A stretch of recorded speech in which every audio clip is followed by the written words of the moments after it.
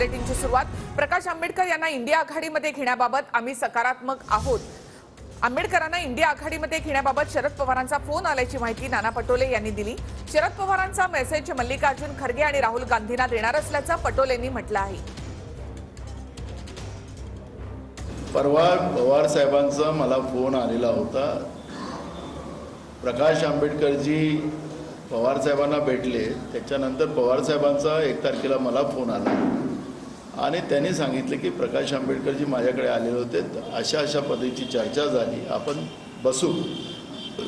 तर मी म्हणालो की खरगे साहेबांच्या अध्यक्षतेखाली आपण दिल्लीतच बसू, उद्धव ठाकरे साहेब राहतील, पवार साहेब राहतील आणि आंबेडकर साहेब राहतील, आम्ही दिल्लीत बसू। त्यांनी ते मान्य केलं आणि आता पवार साहेब सांगितलं की माझं 3 आणि 4ला त्यांच्या पक्षाचं अधिवेशन आहे शिर्डीमध्ये, तर मी 2 दिवस तिथं आहो।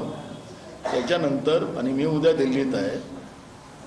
पवार साहेबांचा हा मेसेज मी उद्या आदरणीय खरगे साहेबांनाही देणार, आदरणीय राहुलजींना पण देणार आणि त्या पद्धतीची त्या ठिकाणी मीटिंग करून आम्ही सकारात्मक, आम्ही कुठेही जे कोणी बीजेपीच्या विरोधात आमच्यासोबत यायला तयार असेल त्यांना सोबत घेऊन चालणं ही काँग्रेसची भूमिका आहे। आम्ही सकारात्मक आहोत।